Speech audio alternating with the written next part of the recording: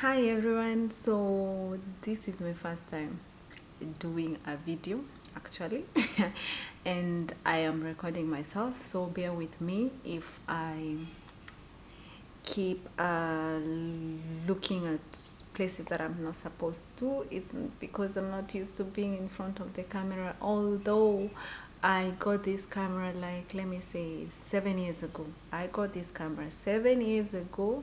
I wanted to do a YouTube channel, but at that time I was even struggling to draw my eyebrows because I thought maybe I'll go into the beauty industry, but I never. And then work happened, things happen, but I'm here now. It's 2020 and it's never too late to start anything. Yeah. So first of all, I want to start by saying I'm not a motivational speaker and I'm not trying to be one. I just want to come and share my life journey with you guys, especially at this moment of during COVID-19 times, during these trying times. I feel like the story I'm about to say, it might help somebody else who might be going through the same thing, because for me it happened a while ago, but for many people what I'm about to talk about is happening right now. So just wanted to start and say that, yeah, I'm not trying to be a motivational speaker. I'm just here to share my journey with everyone, and hoping that somebody might will learn from what I'm about to share. So I don't know where to start, but I put pictures of the topic I want to talk about, the before and after. Picture A, there's a picture A, and then there's a picture B where my life looks like it's everything is going on okay, and then it turns into chaos. But to really cut the story short and to be quick, I think I'm going to do a little bit of I'm going to cut this story and I'm going to do it into a little bit of series, yeah. But for me, I can say it started a while back. I was just a normal person going to a 9 to 6 job, and life was good. I couldn't complain. Life was good in terms of I could pay my own rent. I could afford anything I wanted at that particular time. Even if it's sending money at home, I would do it freely and without saying, "Oh, gotcha." Sorry, I was about to speak Swahili. Like, without saying, "Let me wait and see," you know? Yeah. So, and guys, please, if you see me looking down, it's because I've written some notes, because I'm not really good at this. So yeah, as we continue, let's continue.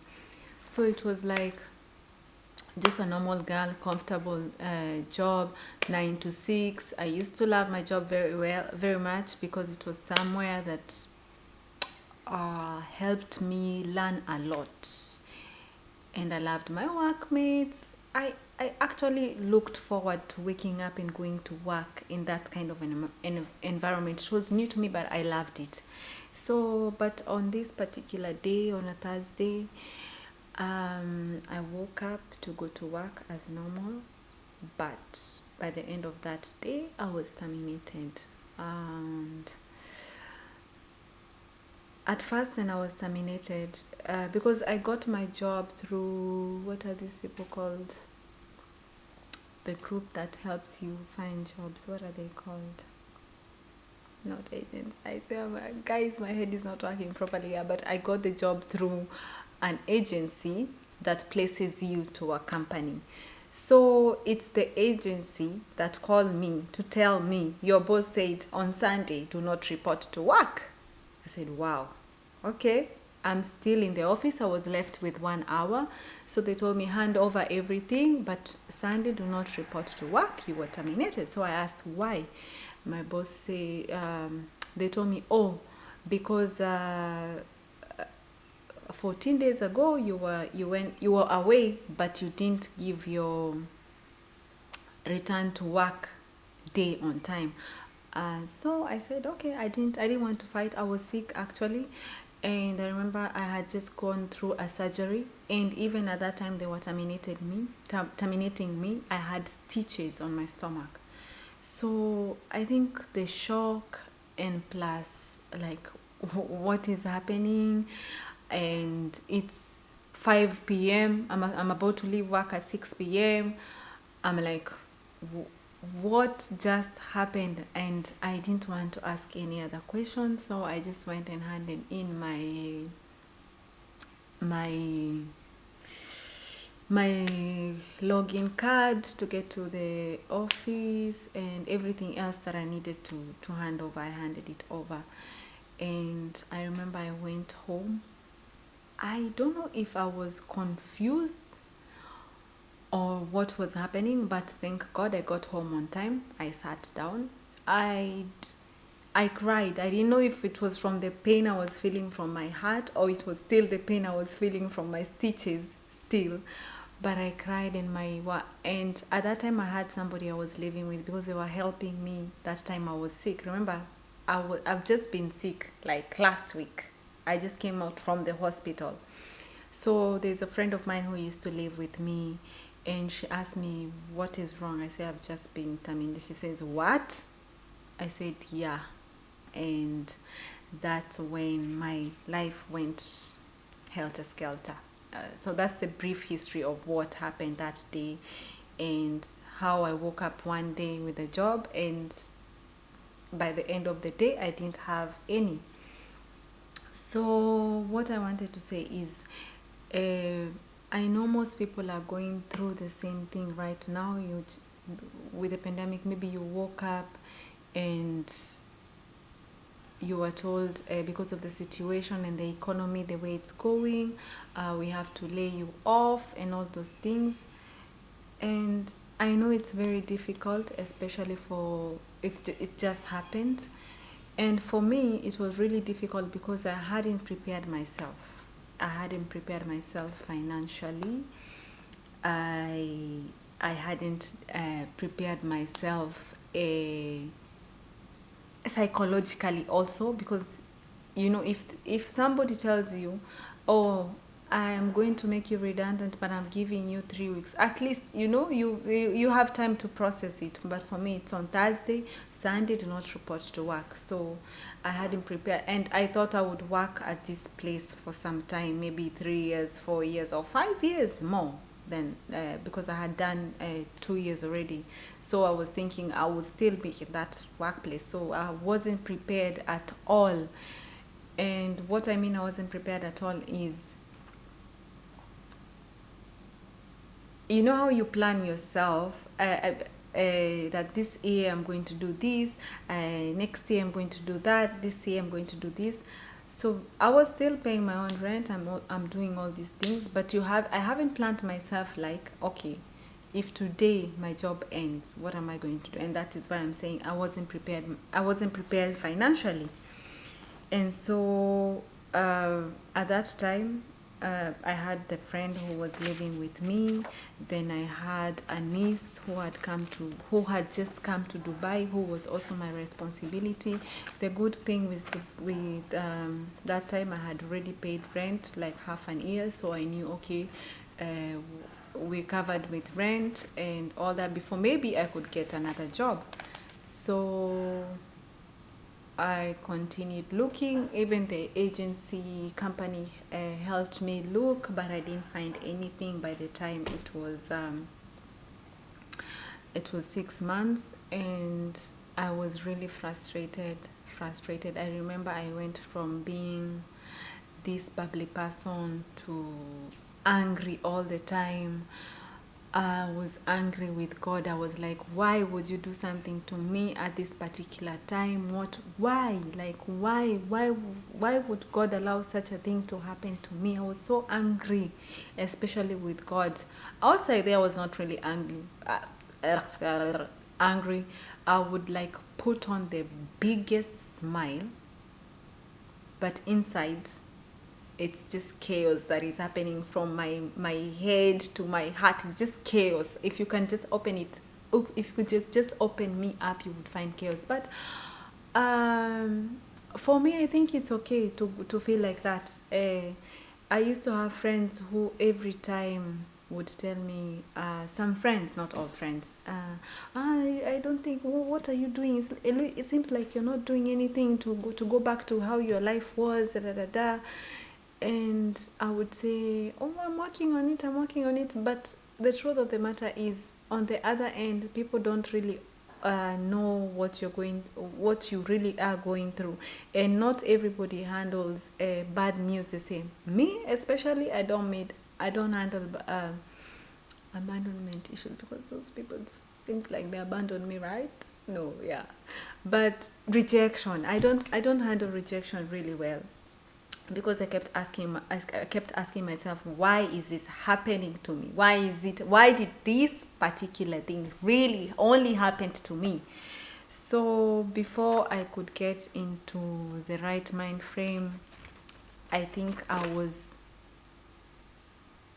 don't want to say depressed, because depressed is a very technical term, but I would say I used to go days without showering. I used to go days without not wanting to talk to anyone. Even my own mother would call me, and I would look at that phone like, no, not today. I don't feel like talking. I was going through those kind of phases where I just want to be alone. Even don't want to look for that job. Yeah. And I want to say it is okay, because sometimes how we process things is very different. I've seen some people today, they lose a job, tomorrow they even start selling fish maybe outside. Me, first of all, I was ashamed. I was like, why? And every time somebody I used to ask me, oh, so what happened to your job? And I didn't have any valid answer, because until now I don't have a valid answer. And then I tell them the story, and then they tell me, oh, then you should have taken those people to court, considering what you're telling me, da, da, da, da. And I'm like, no, it's okay, I will find another job, this is Dubai, oh, it's fine, that is what I used to say. And I didn't even want people asking me, like, when do you think you're going to get another job? So how far have you gone, da, da, da, da. And I remember thinking to myself, why did God place me in this kind of situation? But today I just want to say, because these few weeks I have had people who are very close to me, or people I know, or friends who are going through the same thing. And I want to say, it's okay not to be okay. It's okay to wake up and feel like you don't want to look for a job. And it's okay. I know the way, I know I sound crazy, but I know it's just okay. I feel like sometimes some of the friends we have, they talk bad. For me, they talked bad. They even said that I was terminated because I slept with my boss. I don't know what. I didn't sleep with my boss. My boss was a woman. I'm not into that kind of freaky shit. But yeah, I had stories from even people that I know that, oh, she was terminated, she slept with the boss. So the more I had bad stories about me, the more I didn't even want to share or be in front of people. And it comes a time when I had to leave. And then I had to leave that house now, and because my contract was finished, and I packed my things up into boxes, and I wanted to go and look for another place to stay. But at that particular time, my finances still were not in order. By that time, I was working at a freelance a freelance job where I don't go every day, but it's an admin job. I work for somebody. So the pay was not really good, considering the pay that I was before. And then I packed my bags, had to move to that house. And for like 2 weeks, when I packed up from my house, I went to live with a friend for the 2 weeks. And then after that, I was totally homeless. And when I mean homeless, I mean homeless. Yes. I moved around from friends to friends to friends. Like, let me see, I moved, the first time I moved out from my house, I went to live with a friend for 2 weeks. And then after that 2 weeks, I went to another 2 weeks with another friend. And then after those 2 weeks, I went to another 1 month where a friend of mine, the girlfriend was traveling, and he said, "Oh, you can come and stay in my girlfriend's house because she won't be there and it will be empty." So I stayed there for a month, and after that month, when she came back, I had to live there also, and then that is when all hell broke loose. I remember after I moved out of there, I went to visit my friends. They used to live in some place, Satwa. So I used to spend a lot of time with them. Maybe they were also looking for a job, so we would chill and do that. And I remember one day I went to visit them, but that particular night I didn't know where to sleep. And I also thank God that I had a car. My car was my life. My car was my living room, my bedroom, and my kitchen. My car didn't even have a place that I could take a passenger with or somebody to share. Yani, if you needed for me to give you a ride, we had to remove one suitcase for you to sit. That's how it was. That's how my car was. So I remember that day I went to visit them, and that night, because I think for at that particular time I had exhausted all my friends and asking them, "Oh, can I sleep over here, can I sleep over here?" And then I was totally tired of asking. I was like a nomad, moving from one house to another, asking people if I can crash on their couch. And you're a woman, it's not really nice. So I remember that time I didn't want to ask, so I just pretended that I'm going to this friend's house. When I left one particular friend's house, I pretended that I'm going to another friend's house. And that was my first day sleeping in the car. Yeah. How I chose where to sleep, I went to the same area where I used to live in JVC. There was so many abandoned houses because there's development everywhere. And I just said, if I choose a spot there, I'll just go and park there and sleep. And that is what I did. In the morning, I would wake up, wait for mall to be opened. There was a restaurant next to the mall. I would go there, eat my breakfast, paratha, and some vegetables, potato or something, and tea. 10 dirhams, trust me, is really enough, and that paratha is filling. By the time it's lunchtime, sometimes I would even skip lunch. I would not be feeling hungry. And then I would go inside the mall, and then I would French bathe, and then I will now go to my friend's house. Like I've just come from another house. Remember, my car has my clothes, so I would change my clothes in the mall, and voila. It's not like you saw me. Yeah, you saw me yesterday, but not with the same clothes. I kind of somehow smell fresh, yeah. And I did that for some time, lying to people that I sleep at my other friend when I'm at my other friend's place. And one day, I remember I was visiting my friend who they lived in their bed space in Tatwa, and she told me, Nicole, I think something is really fishy, and it's okay. You can tell me if you've been sleeping outside, because the way something tells me you've not, something is just off. And then that's why when I told her the truth is true, I've been sleeping in the car. She told me, "But you've been telling me you've been staying in so and so place." I said I lied. I stopped living in the so and so place a long time ago. I lied, and yeah, I've been sleeping in my car. She says, "No, I know I live in the bed space, but we are going to share with you this bed. It's okay, you can sleep with me, and then we can just talk to the owner of the bed space about living arrangement." At that time, I didn't even have money to help her pay for that bed.